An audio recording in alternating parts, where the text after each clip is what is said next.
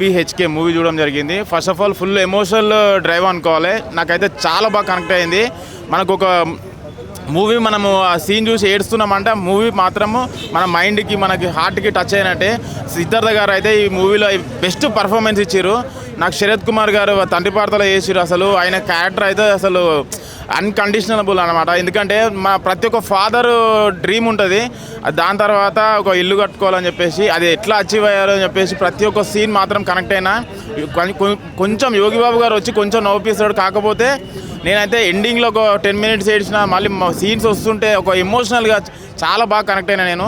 Background score మాత్రం excellent ఇచ్చిర్రు. మళ్ళీ మెయిన్ థింగ్ దీంట్లో హీరోయిన్ చైత్ర గారు అసలు 99 మూవీ నుంచి మళ్ళీ ఈ మూవీ వరకు అసలు తన పర్ఫార్మెన్స్ మాత్రం ఒక బెస్ట్ యాక్టర్ అవుతారు. తను మూవీ మాత్రం ఎక్సలెంట్ ఉంది. నేనైతే గణేష్ గారికి వాట్ ఏ డైరెక్షన్ సార్. అసలు ఇంత ఏడ్చినామంటే ఏడ్చేసి వస్తారేమో అని చెప్పేసి అనుకున్నాము, అంత ఏడిపించారు.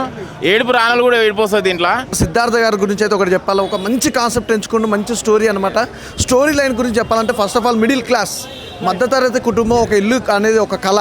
ఆ కళ కోసం ఎన్ని కష్టాలు పడుతుంది అనేది ఒక సినిమా స్టోరీ అనమాట. ఈ సినిమా స్టోరీకి సంబంధించి అయితే ఫస్ట్ ఆఫ్ ఆల్ ప్రతి ఇంట్లో కూడా ప్రతి మిడిల్ క్లాస్ ఫ్యామిలీలో చిన్నవాళ్ళు కానీ పెద్దవాళ్ళు కానీ ప్రతి ఒక్కరికి ఏంటంటే ఇల్లు కట్టుకోవాలని ఒక ఆశ. ఆ ఆశకు వచ్చే కష్టాలు ఎలా ఉంటాయి, స్ట్రగుల్స్ ఎలా ఉంటుంది అనేది సినిమా. మెయిన్గా చెప్పుకోవాలంటే ఈ సినిమాకి సంబంధించి సిద్ధార్థ గారి యాక్టింగ్ కానీ, ఆ బాడీ లాంగ్వేజ్ కానీ, డైలాగ్ డెలివరీ కానీ చాలా బాగుంది. ఒక మిడిల్ క్లాస్లో అయితే ఎలా ఉంటాడో అలా నీలం అయిపోయాడు.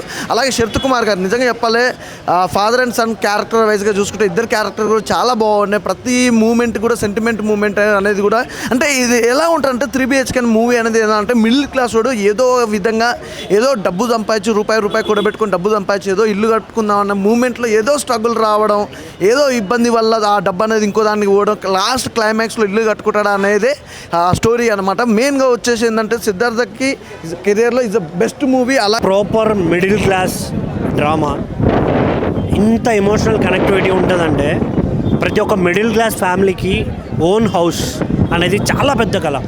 జీవితంలో ఏది సాధించినా, ఎంత గొప్పగా ఎదిగినా సొంత ఇల్లు కట్టాం అనే ఒక పదం చాలా గొప్ప ఆనందాన్ని ఇస్తుంది.